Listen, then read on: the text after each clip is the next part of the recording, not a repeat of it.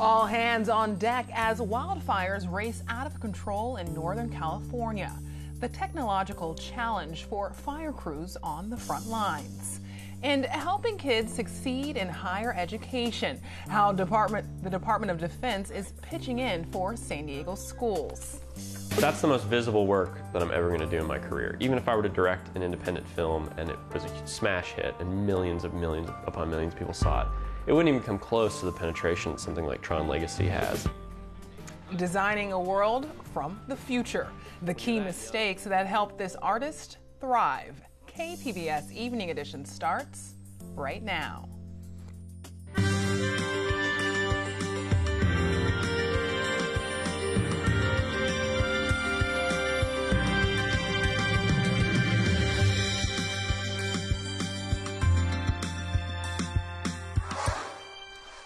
Good evening and thanks for joining us. I'm Ebony Monet. Today, President Trump used the power of the pen to dismantle part of the Affordable Care Act. He issued an executive order on health care that would rewrite some federal insurance rules. Some experts say the White House plan could undermine coverage on the ACA's insurance marketplace, especially for people with health problems. Other experts say Trump's proposals appear to be modest and would have limited impact. First, we aim to allow more small businesses to form associations to buy affordable and competitive health insurance. This would open up additional options for employers to purchase the health plans their workers want. I'm also directing Secretary Acosta to consider ways to expand these associations and these health care plans all across state lines. This will create tremendous competition and transformative, in so many ways, change aimed at creating more and lower prices for millions of Americans. About 17 million people buying individual health insurance policies are the main focus of the president's order. Nearly 9 million of those consumers receive tax credits under the Obama law and are protected from higher premiums. California firefighters are working to contain 21 wildfires raging across the state.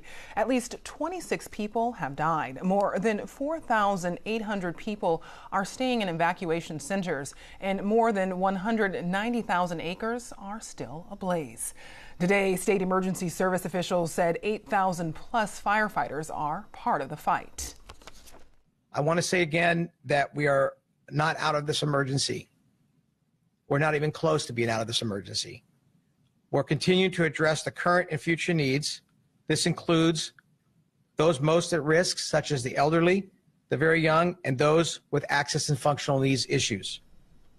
For those near and around the fires, please, I can't underscore this enough, listen to your local emergency services for possible notices of more evacuations, shelter updates, or road closures. During this disaster, communication has been spotty with 77 cell phone towers destroyed. Authorities now say more than 60 of those have been restored. More help is heading to Puerto Rico. Today, the House passed a $36.5 billion aid measure, $5 billion of which to help Puerto Rico in the aftermath of Hurricane Maria. $16 billion is set to replenish FEMA to help the financially troubled federal flood insurance program pay an influx of Harvey-related claims. Another $500+ million will go towards the firefight here in California. Solana Beach is on track to be the first city in San Diego County to buy its own energy. The City Council voted 4-1 to create a community choice energy plan. KPBS editor Tom Fudge has the story. There are 70 cities in the state of California that have community choice energy plans. Solana Beach will become the first city in San Diego County to have one. Community choice basically means the city government purchases energy for local ratepayers. In the case of Solana Beach, SDG&E, the utility, will still be there to bill ratepayers and to deliver the power. Now, the Solana Beach City Council believes that they can buy power more cheaply on the market than SDG&E and therefore deliver it to ratepayers at a cheaper price. Also, they believe that their pool of power will be less dependent on fossil fuels. Ultimately, Solana Beach residents will be able to choose between SDG&E and the City of Solana Beach to decide what they want to be their energy provider. The Solana Beach Community Choice Plan is set to be launched in July of next year. In January of next year, we're expecting the San Diego City Council to vote on their Community Choice Energy Plan. Tom Fudge, KPBS News. Efforts to save the world's smallest porpoise are being applauded by San Diego Zoo Global. Scientists say vaquita are critically endangered, with fewer than 30 left in the wild. Vaquita are found in the upper Gulf in California and Mexico, where they're threatened by fishing practices. The Mexican government has launched Vaquita CPR, a plan to save vaquita from extinction. It involves locating the remaining vaquita and bringing them into the protection of human care. Sacramento lawmakers are stepping in to help women and children cut through the red tape. Today, Governor Brown joined the California Legislative Women's Caucus to sign legislation aimed at improving the quality of life for women and children. The bills include a measure requiring public schools to have menstrual products in their bathrooms. There's another law that requires small businesses to allow 12 weeks of unpaid family leave. There are places in the world where they offer a year to a year and a half of fully paid job-protected leave for parents to care for their newborns. We're not asking for a lot. 12 weeks is not a lot, but it is a substantial amount of time that's good for the moms, it's good for the dads, it's very good for the infants, and it's good for business. Assembly Bill 480 from San Diego Assemblywoman Lorena Gonzalez Fletcher makes subsidized diapers available to single mothers and other parents. Imagine being a college student whose backpack has more than books and notepads. And Michael, a 19-year-old student in Washington State, carries clothes and other needs. As part of Sparks Public Media producers Jen Germain and Stacy Jenkins explain, he's part of a growing population of homeless youth who identify as LGBTQ. Is that fun? You guys are here early.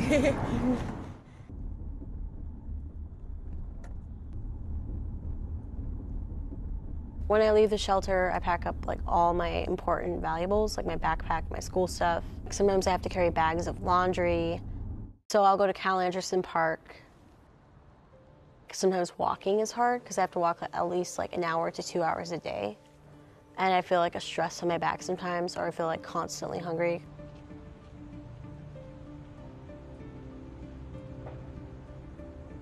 My mom was transphobic and she didn't accept me for being me.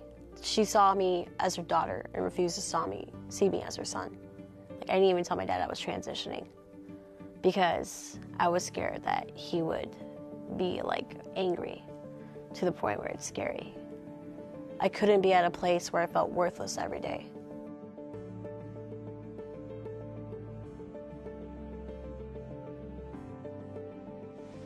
I felt like I wasn't a real person. Like I felt like a freak, and I felt like I couldn't be myself.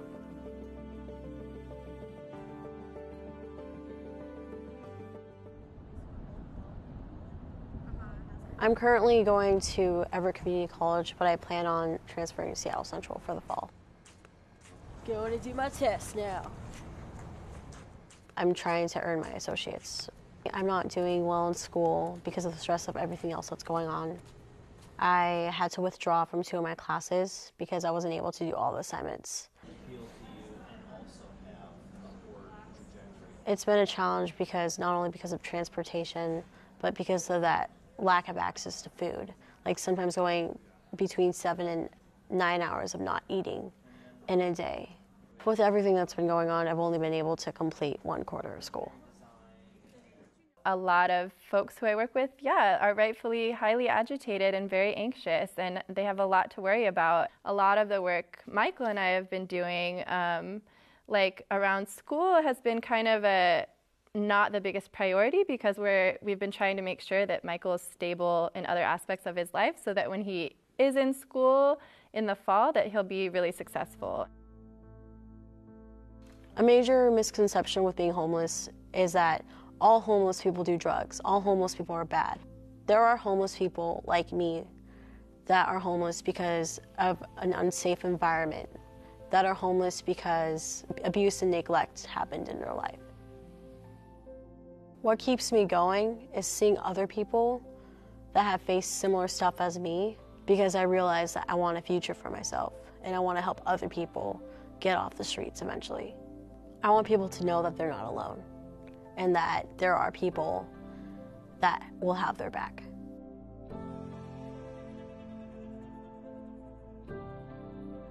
Be you, be genuine, be true to yourself, love yourself for who you are.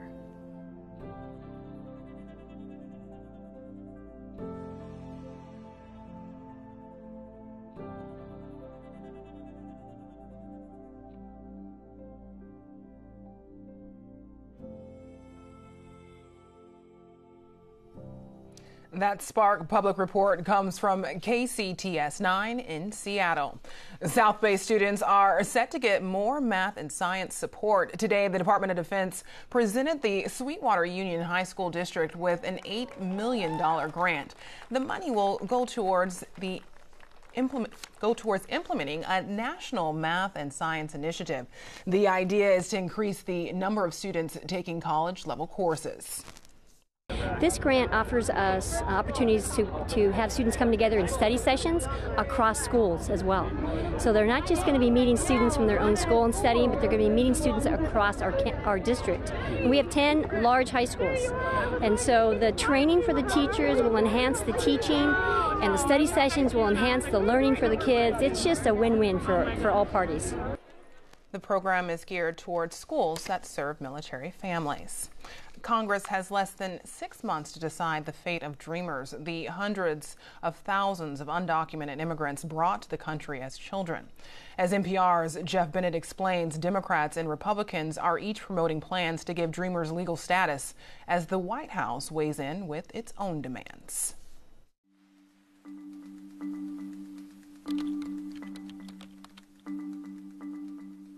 The fate of roughly 800,000 undocumented immigrants who came to the U.S. as children now rests in the hands of Congress. That's because when the Trump administration announced plans to scrap the policy known as DACA for short, President Trump kicked the issue over to Congress, giving lawmakers 6 months to find a permanent solution for DACA recipients who are also known as Dreamers. And now, with the clock ticking toward that deadline, congressional lawmakers from both parties are taking steps aimed at protecting Dreamers. First, there's the bipartisan DREAM Act. Lawmakers have floated different versions of the bill over the past 16 years, each granting permanent legal status to Dreamers as long as they meet certain requirements. A group of Republican senators is offering a conservative-friendly version of the DREAM Act, dubbed the SUCCEED Act. It features many of the same requirements and provisions of the DREAM Act, but imposes more restrictions and a longer 15-year pathway to citizenship. The DREAM Act is the preferred choice of most Democrats. Top congressional Democrats believed they had a partner in President Trump. They said the president indicated he would sign the DREAM Act in exchange for beefed-up border security measures. But the Trump administration has since released a list of immigration priorities it says it wants in exchange for an extension of the DACA program. The demands include, among other things, curbing funding for so-called sanctuary cities, hiring thousands more immigration enforcement officers, and, notably, funding Trump's southern border wall. Democrats quickly denounced the proposal. Now, the question is, can Congress do what it hasn't been able to do in over a decade? That's pass legislation to protect Dreamers. Dreamers say they're watching with a mix of anxiety and fear, not sure of whether they need to start preparing for the possibility of deportation or a lifetime in the United States. Dry autumn temperatures linger in San Diego, and we're seeing another round of Santa Ana winds kicking up. Brittany Boyer has more in tonight's forecast. Thanks for tuning in on this Thursday evening. Here's a look at a couple of the headlines we're following. Offshore flow back in place as we head into the weekend. So temperatures are going to be warming up. Unfortunately, this offshore flow means that the Santa Ana winds will be picking up as well, and that's not a good situation with all of the wildfires that have been burning up in Northern California and also down here to the south as well. 61 degrees for your overnight low, partly cloudy conditions. We look at some other locations. 47 in Ramona tonight out toward Borrego Springs. We're looking mostly clear to partly cloudy, an overnight low temperature of 59 degrees. So we head into our Friday here. There has been a frontal boundary passing through the southwest. Unfortunately, it's moisture starved, so we're still staying very dry. So the dry conditions continue into Friday, and as that area of high pressure builds in, that's where we start to see that offshore flow kicking in by this weekend, which means temperatures are going to be warming up about 10 degrees above normal here. We'll be showing you the forecast coming up. Your forecast, though, for Friday here, lots of sunshine in place. We will start with those low clouds early in the morning, and then once that mixes out, we're looking at a mostly sunny day. 70 at Mount Laguna, Ramona, a high of 85, and out toward the coast here in San Diego, temperatures will be right around 75 degrees, which is where we should be for this time of the year. But the forecast for the weekend, you'll notice a lot of the dry conditions continuing here in Southern California and throughout the Four Corners region. So that's where the fire concern is out there this weekend. We have a lot of dry fuels in place due to the lack of rainfall. We're going to have those gusty winds, and we're also looking at low humidity as well. So burning is certainly not encouraged. Even tossing a cigarette outside is very bad right now here in California. So here's a look at the coast forecast. You can see that warm up. We should be around 73 degrees or so, 85 as we get into our Sunday. Also turning much warmer here inland. Temperatures will be warming up into the 90s. So lots of sunshine in store.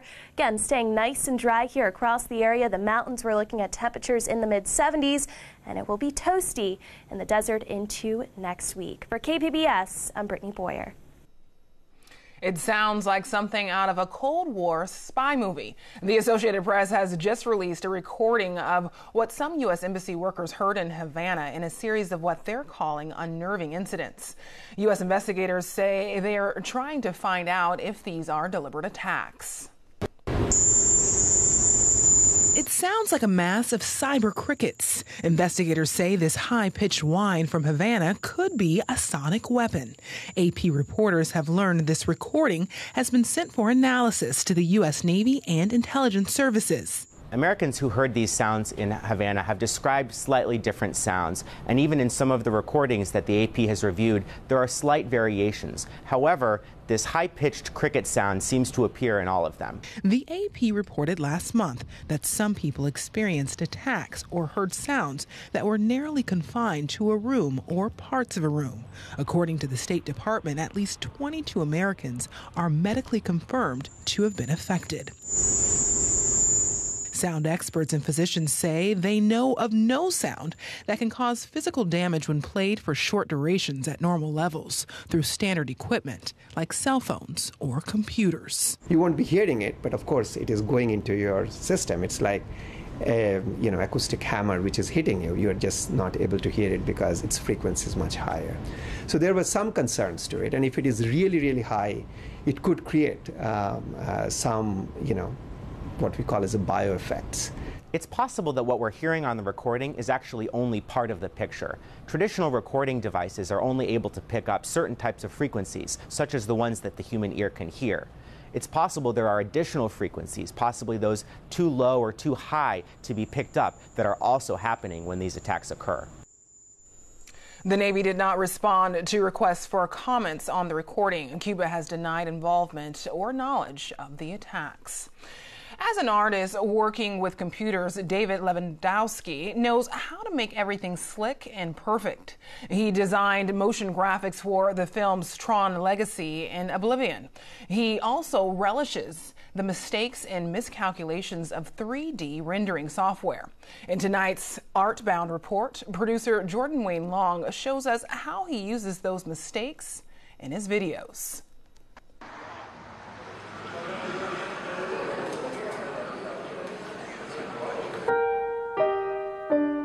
Man, I grew up around arcades.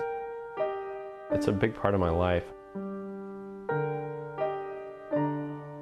don't know why. I don't know why arcade culture and arcade games is so prevalent, but I'm hanging on to it pretty desperately as a lot of the other things from my childhood fade away and become irrelevant, this is something that's still pretty important to me.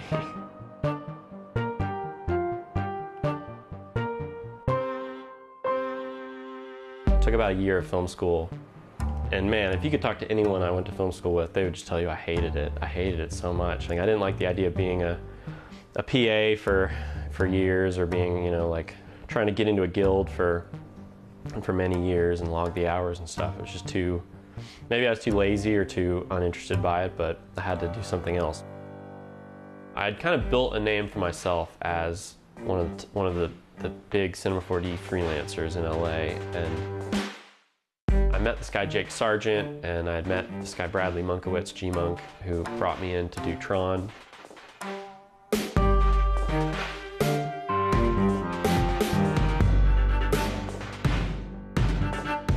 That's the most visible work that I'm ever going to do in my career. Even if I were to direct an independent film and it was a smash hit and millions upon millions of people saw it, it wouldn't even come close to the penetration that something like Tron Legacy has. When you're that young and you're doing the most visible work of your career, you kind of start to feel like everything after that is going to be, you know, downhill. Tron was really my swan song to motion graphics and like kind of big last job that I did. A response overwhelmingly from even people in my family who know what I do was like, "Oh, you worked on Tron? Yeah, oh, amazing. So you did the Jeff Bridges, like you made the young Jeff Bridges?" Like, no, it's not. I didn't do that. I did the motion graphics. Oh, so like you made the light bikes and the ships and stuff and all the VFX? And it's like, no, I didn't. I made the like lines, the like little dots and the lines that move around. Like, oh yeah, cool. Like, the only thing you can do that even has a chance of being remembered, that even has like a sliver of a chance of hope of people sharing or being moved by or in any way kind of being affected by, is by doing your own work.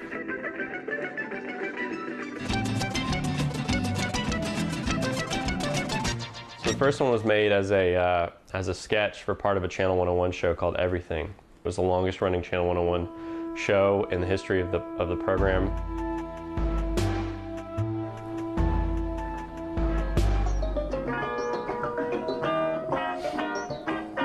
So that was shot in my alleyway behind my apartment, and I just put him in the environment, and I showed this to people on my phone, and it pretty universally got a reaction.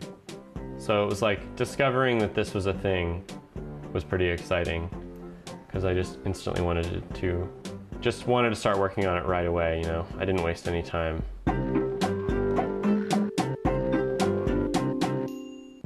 Even though something like going to the store late from eating feels like mental illness when you're creating it, and it really can drive you crazy trying to make something like that, you just feel compelled to make something.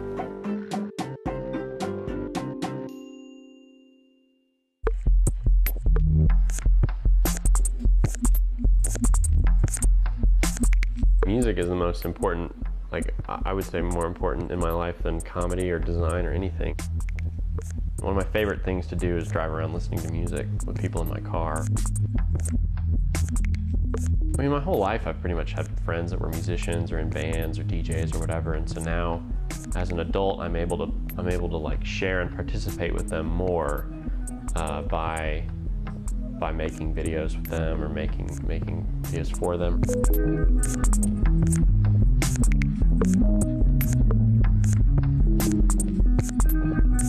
This is the arm for the Flying Lotus video that Elijah wore. I took a vacation from the project and went to Japan, and I couldn't get away from the project. He was just everywhere. So we took these snaps on set and sent the guy to go get them printed. And instead of printing 5, he printed like 500. So I have 500 photos of Elijah Wood. It's one of those things that you hope is never divorced from context and someone just finds, because it's really weird.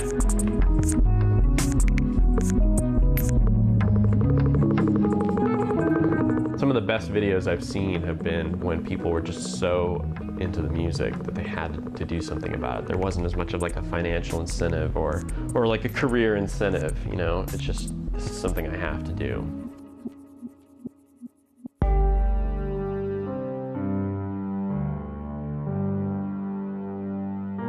Playing arcade games is just something that, when you have like pretty severe ADHD, despite all of the noise, it somehow like shapes all of your thoughts to kind of focus on this one thing, and that can be kind of peaceful or meditative in a weird way.